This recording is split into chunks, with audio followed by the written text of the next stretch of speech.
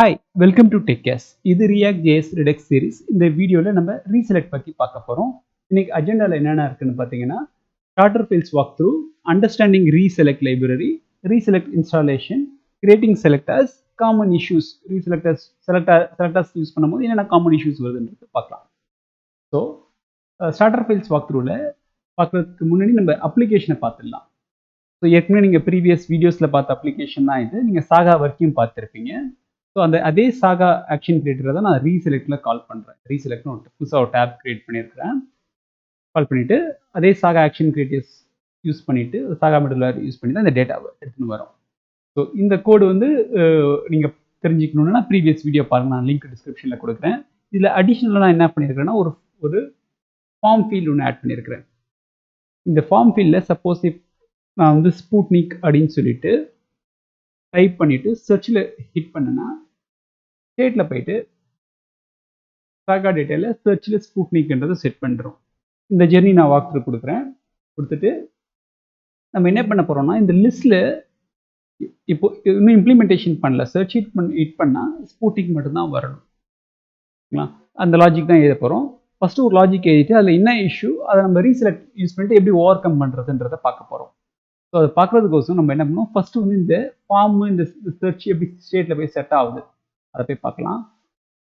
So vaccine ரீசெலக்ட் ஃபைலில் நான் வந்து யூஸ் ஸ்டேட் யூஸ் பண்ணிட்டு எம்டி ஸ்ட்ரிங் சர்ச்சில் செட் பண்ணுறேன். ஸோ ஃபார்ம் வந்து போய் பார்த்தீங்கன்னா ஃபார்மில் வந்து இதுதான ஃபார்முக்கான கோடு. இதில் வந்து ஒரு ஃபீல்டு இருக்குது, ஒரு இன்புட் ஃபீல்டு, ஒரு பட்டனை வந்து ஹிட் பண்ணால் சப்மிட் ஃபார்ம் கால் ஆகும். இன்புட்டில் பார்த்தீங்கன்னா ஆன் சேஞ்ச் வந்து ஹேண்டில் ஃபார்ம் சேஞ்ச் கால் ஆகும். வேல்யூ வந்து சர்ச்சுக்கு பைண்ட் பண்ணியிருக்கோம்.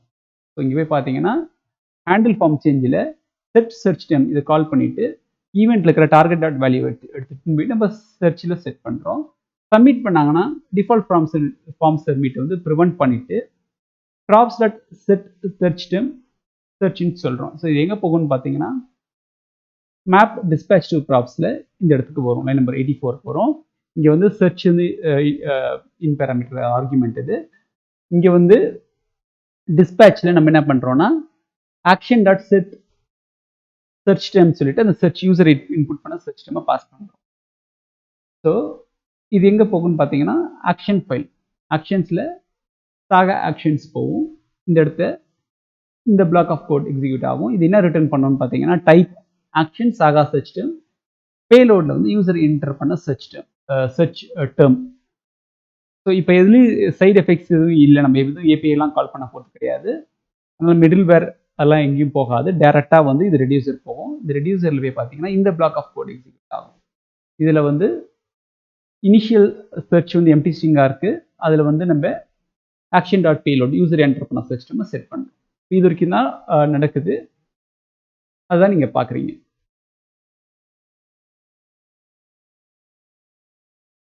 சர்ச்சில் ஸ்பூட்டிங் செட் ஆகும். இப்போ ஃபில்டர் பண்ணோம் இல்லையா, அதை ஃபில்டர் பண்ணுறதுக்கான லாஜிக்கை நம்ம எழுதலாம். இந்த ஃபில்டர் பண்ணுறதுக்கான லாஜிக்கை நம்ம எழுதுறதுக்கோசம் நம்ம என்ன பண்ண போகிறோம்னா, நம்ம காம்போனண்ட்லேயே போயிட்டு இங்கே கான்ஸ்ட் கெட் ஃபில்டர்ட் லிஸ்ட் அப்படின்னு சொல்லிட்டு 2 ஆர்குமெண்ட், ஒன்று வந்து ரெஜிஸ்ட்ரன்ஸு, ரெண்டாவது வந்து ஃபில்டர் யூசர் என்டர் பண்ண ஃபில்டர். இதை நம்ம பாஸ் பண்ணணும். இது வேறு ஃபங்க்ஷனாக எழுதிக்கலாம். ஒரு ஸ்விட்ச் ஸ்டேட்மெண்ட் எழுதிட்டு ஸ்விட்ச் ஸ்டேட்மெண்ட்டில் ஃபில்டர் வச்சு நம்ம ஃபில்டர் பண்ண போகிறோம். வேல்யூ சப்போஸ் வந்து ஸ்பூட்னிக் ஆக இருந்ததுன்னா ரிட்டர்னில் ரெஜிஸ்ட்ரன்ஸ் டாட் ஃபில்டரில்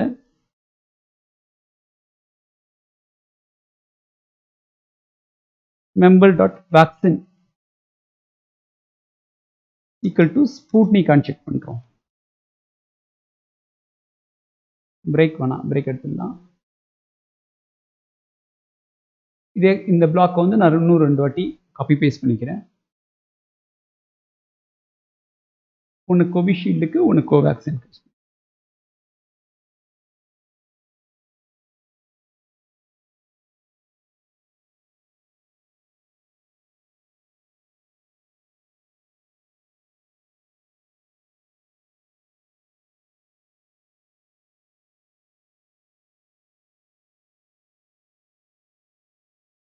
ரிட்டர்னில் வந்து டிஃபால்ட்டில் வந்து ரெஜிஸ்டன்ஸ் எந்த HTML ரெஜிஸ்டன்ஸை நம்ம ரிட்டர்ன் பண்ணலாம். அவ்வளோதான். இப்போ இதை நம்ம கால் பண்ணணும். கால் பண்ணுறதுக்கோசம் நம்ம என்ன பண்ணணும்னா கெட்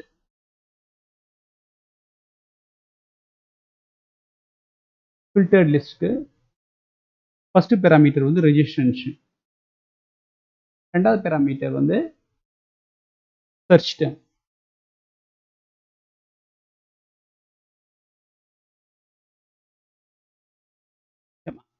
அவ்வளோதான், இது முடிஞ்சது. நான் வந்து இங்கே வந்து ஒரு கன்சோல் லாக் மட்டும் நான் எழுதிக்கிறேன்.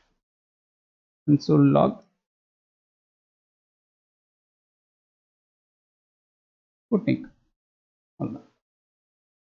எப்படி ஒர்க் ஆகுதுன்னு பார்க்கலாம். ரெஃப்ரெஷ் பண்ண ஒன்று வாட்டி. இன்ஸ்பெக்ட் டூல் ஓப்பன் பண்ணிவிட்டு கிளியர் பண்ணிவிட்டு இஃப் சப்போஸ் நான் போயிட்டு இங்கே வந்து ஸ்புட்னிக் அப்படின்னு சொல்லிட்டு சர்ச் கொடுத்தேன்னா ஸ்புட்னிக் ரெக்கார்ட்ஸ் மட்டும்தான் வருது. ஃபில்டர் கரெக்டாக ஒர்க் ஆகுது. ஆனால் நான் இதை சேஞ்ச் பண்ணல. சேஞ்ச் பண்ணாமல் நான் வந்து மல்டிபிள் டைம்ஸ் ஹிட் பண்ணேன்னா என்ன ஆகுன்னு பார்த்தீங்கன்னா அந்த பிளாக் உள்ளார நிறைய வட்டி போயிருக்கு. இப்போ இங்கே பார்த்தீங்கன்னா இங்கே லாக் பிரிண்டே ஆகினே இருக்குது. இந்த இடத்துல 6ன்னு வருது. நான் அந்த பிளாக் உள்ளார் இங்கே வந்து ஸ்டேட்டில் போய் பார்த்தீங்கன்னா ஆக்ஷன் டிஸ்பேட்ச் ஆயிருக்கு, மல்டிபிள் டைம்ஸ் டிஸ்பேட்ச் ஆயிருக்கு. ஆனால் வந்து பேசிக்கலி நம்மளுக்கு என்ன தெரிய வருதுன்னா இந்த இன்புட் சேஞ்ச் ஆகலை, பட் இது ரன் ஆகுது. அப்படி தான் அது ஒர்க் ஆகும் இல்லையா நார்மலாக.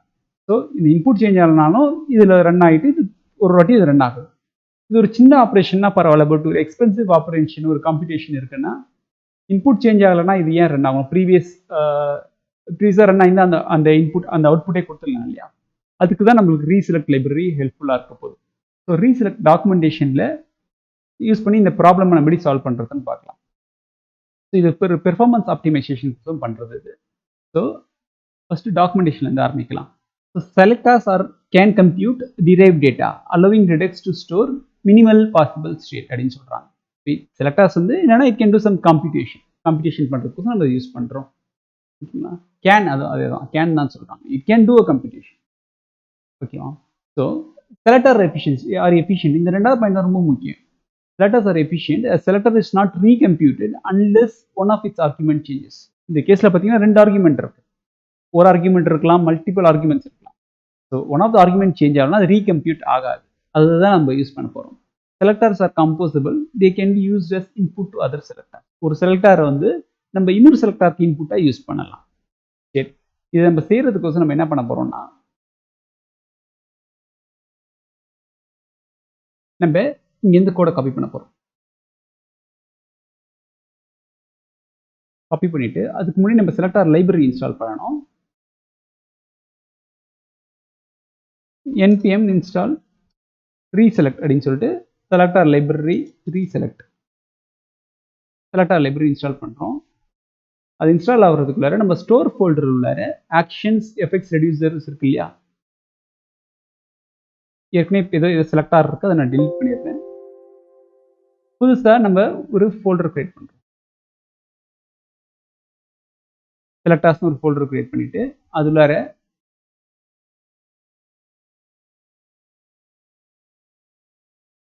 vaccine selector.js அப்படின்னு நான் நேம் கொடுக்குறேன். நேம் கொடுத்துட்டு நம்ம காப்பி பண்ண கூட பேஸ்ட் பண்ணுறேன். இன்ஸ்டாலேஷன் இது முடிஞ்சிடுச்சு. இது ஆட் பண்ணிடலாம். ஸோ கிரியேட் ரீசெலக்ட் லைப்ரரியிலிருந்து கிரியேட் செலக்டர் இம்போர்ட் பண்ணியிருக்கிறாங்க. அவங்களுக்கு இது மாதிரி ஃபில்டர் இருக்குது, ஒரு டேட்டா டூ டூஸ் டேட்டா இருக்குது, நம்மள மாதிரியே சினாரியோ தான். ஸோ நம்ம இது என்ன பண்ண போகிறோம்னா கெட் ஃபில்டர் அப்படின்னு சொல்லிட்டு கெட் ஃபில்டர்னு சொல்லிட்டு இதை நேம் பண்ணுறோம். நம்ம வந்து சாகா டேட்டா டாட் சர்ச் இங்கே வந்து கெட் ரெஜிஸ்ட்ரன்ஸ் அப்படின்னு சொல்லிட்டு நேம் பண்ணிவிட்டு ஸ்டேட் டாட் சாகா டேட்டா டாட் ரெஜிஸ்ட்ரன்ஸ். ஸோ இந்த கோடு தான் வந்து நம்ம மெமோ செலக்டரோட கோடு. சரி, இந்த கோடு தான் நம்ம என்ன பண்ண போகிறோம்னா இங்கே இருக்கிற கோடு அப்படியே கட் பண்ணிவிட்டு நம்ம ரீப்ளேஸ் பண்ண போகிறோம். ஃபுல்லுத்தையும் ரீப்ளேஸ் பண்ணுற மாதிரி சுவிட்ச் பிளாக் மட்டும்தான் ரீப்ளேஸ் பண்ண போகிறோம். ஸோ நம்ம என்ன பண்ண போறோம்னா இந்த ஸ்விட்ச் பிளாக் வந்து அப்படியே யூஸ் பண்ணி அப்படியே கட் பண்ணிட்டு இந்த லாஜிக் எல்லாம் சேம் தான்.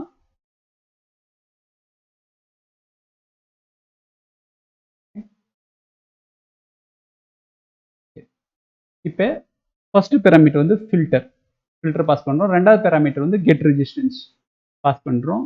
ஃபில்டரை வந்து இங்கே எப்படி சொல்கிறோம்னா ஃபில்டர் சொல்கிறோம், கெட் ரெசிஸ்டன்ஸ் இருக்கு இல்லையா, அது ரெசிஸ்டன்ஸ்னு சொல்கிறோம்.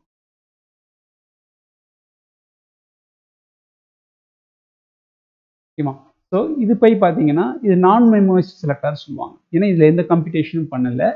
இது வந்து மெமோவைஸ்ட் செலக்டார் சொல்லுவாங்க. இதில் கம்ப்யூட்டேஷன் நடுவில் நடக்குது. ஸோ இந்த ரெண்டு இன் பேராமீட்டர் தான் டாக்குமெண்டேஷன் அவங்க சொன்ன மாதிரி ஆர்குமெண்ட்ஸ் இருக்குல்ல, இந்த ஆர்குமெண்ட்ஸ் வந்து சேஞ்ச் ஆனாதான் இதுக்கு ரீகம்ப்யூட் ஆகும், இல்லைன்னா ஆகாது. அதான் சொல்றாங்களே, இதுதான் நம்ம இம்ப்ளிமெண்ட் பண்ணியிருக்கோம்.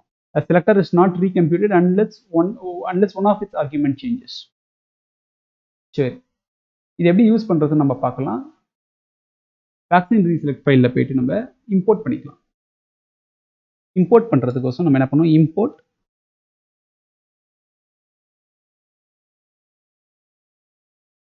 ஃப்ரம்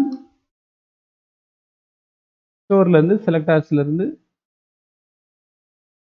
வேக்சின் செலக்டார் அப்படின்னு சொல்லிட்டு இது கெட் ஃபில்டர்ட் லிஸ்ட்.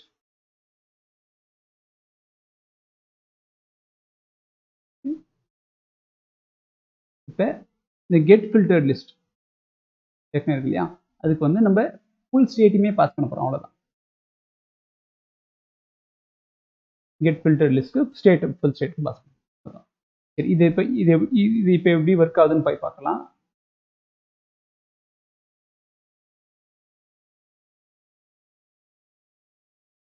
ஓகே, இப்போ நான் ஸ்பூட்னிக்னு சொல்லிட்டு டைப் பண்ணிட்டு சர்ச் ஹிட் பண்ணுறேன். ஸ்பூட்னிக் ரெக்கார்ட்ஸ் வருது, ஸ்பூட்னிக் ஒரு வாட்டி பண்ணிட்டேன். இப்போ நான் இதை சேஞ்ச் பண்ணல, எத்தனை வாட்டி ஹிட் பண்ணாலும் பாருங்க இந்த ரீகம்ப்யூட்டேஷன் நடக்கல. கன்சோல் லாக் நம்மளுக்கு எழுதணும் இல்லையா, இது பிரிண்ட் ஆகலை. ஓகேங்களா? ஸோ ஏன்னா இன்புட் சேஞ்ச் ஆகல, அதனால வந்து ரீகம்ப்யூட்டேஷன் நடக்கலை. சப்போஸ் இப்போ போயிட்டு நான் இங்கே வந்து கோவேக்சின் அப்படின்னு டைப் பண்ணேன்னா கோவேக்சின் டீட்டெயில் மட்டும் வரும். திருப்பி நான் ஸ்பூட்னிக் அப்படின்னு சொல்லிட்டு டைப் பண்ணிட்டு சர்ச் ஷீட் பண்ணேன்னா ஸ்பூட்னிக் டேட்டா வரும். ஓகேங்களா? அவ்வளோதான் ரீசெலக்டார்ஸ் என்றது. இதில் வந்து இன்னொரு இஷ்யூ, செலக்டார்ஸ்ன்றது இன்னொரு இஷ்யூ வரும். அது காமன்லி ஆஸ்க் கொஸ்டின்ஸில் சொல்லியிருக்கிறாங்க. ஸோ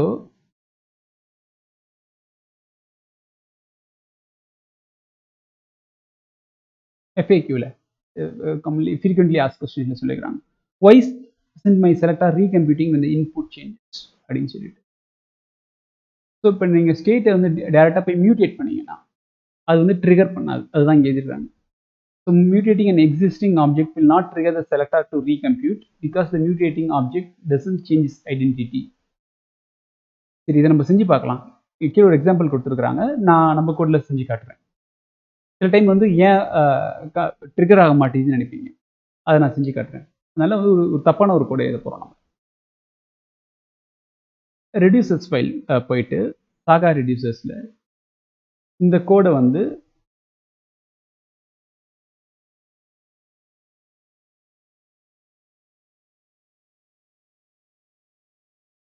கமெண்ட் பண்ணிட்டு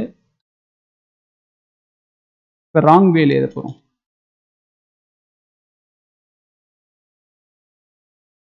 என்ன பண்ண போகிறோம்னா ஸ்டேட்டில் டேரெக்டாக ஸ்டேட்டை நம்ம மியூட்டேட் பண்ணுறோம். State dot search equal to action dot payload அப்படின்னு சொல்லிட்டு ரிட்டர்ன் ஸ்டேட் இப்படி கொடுத்துட்டோம்னா இதுதான் ரைட் வே, இது ராங் வே. இப்போ நம்ம ராங் வே எழுதிருக்கோம்.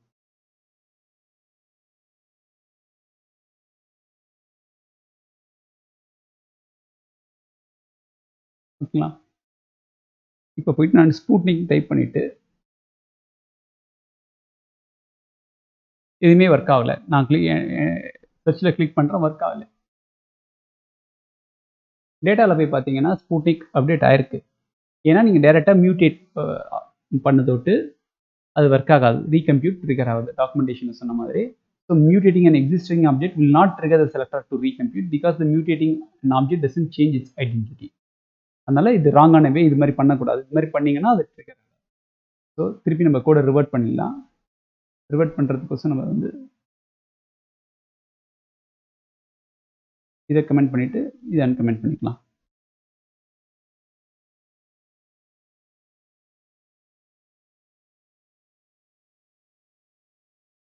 ஓகே, இப்போ ஒர்க் ஆகுதான்னு ஒன்று செக் பண்ணிக்கலாம்.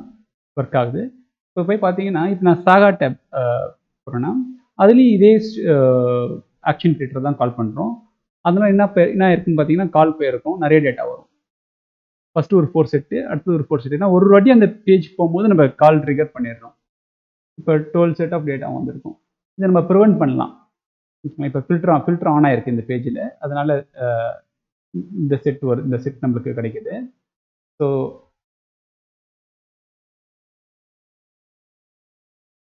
ஃபில்டரை கிளியர் பண்ணிட்டா நம்மளுக்கு வந்து அந்த 12 டேட்டா வரும். சப்போஸ் இப்போ கோவிஷீல்டு அப்படின்னா கோவிஷீல்டு எனக்கு தெரிஞ்சு 3 வாட்டி வரும்னு நினைக்கிறேன். 3 வாட்டி வரும். அவ்வளோதான். ஏன்னா 3 செட்டாக ஏபிஐ 3 தடவை ஏபிஐ ஃபஸ்ட்டு இந்த டேப்பில் ஒன்று, இந்த டேபுக்கு போகும்போது ஒன்று, இந்த டேபுக்கு வரும்போது. சரி, இதை நம்ம ப்ரிவென்ட் பண்ணலாம். ஏற்கனவே டேட்டா இருந்ததுன்னா, அதாவது டேட்டா வந்து ரெஜிஸ்டன்ஸில் டேட்டா இருந்ததுன்னா ஏபிஐ கால் பண்ணக்கூடாது. அது மாதிரி ஒரு சின்ன லாஜிக் எழுதலாம். சரி, அது எப்படி எழுதுறதுன்னு பார்க்கலாம்.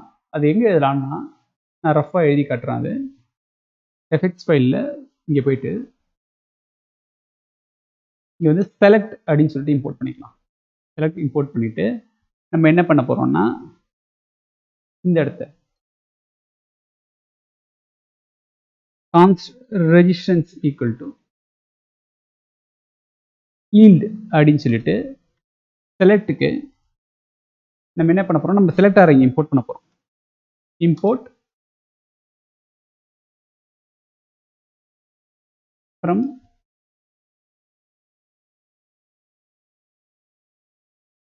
செலக்டர்ஸ்ல இருந்து வேக்சின் செலக்டர். ஓகேங்களா?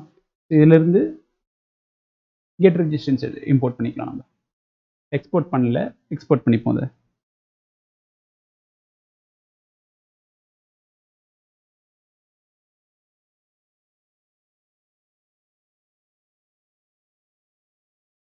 இப்போ வந்து இது வந்து ரெஜிஸ்டன்ஸ் லிஸ்ட்டை கொடுக்கும்.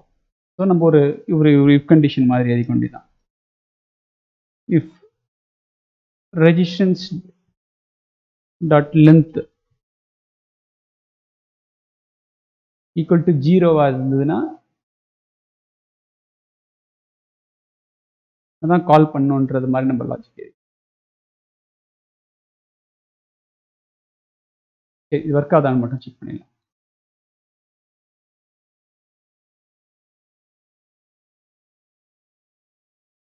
எஃபெக்ட்ஸ் ஃபைலில் ஒரு பிராக்கெட் ஆகுது.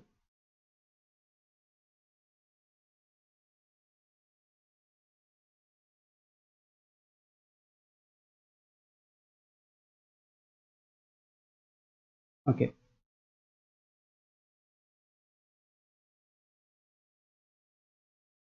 சாகா டேப் போகிறேன், ரீசெலக்ட் போகிறேன். இந்த கால் ஏபிஐ கால் போகலை.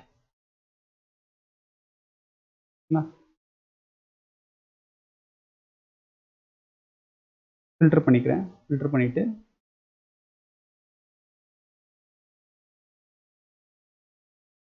ரெஃப்ரெஷ் பண்ணுறேன்.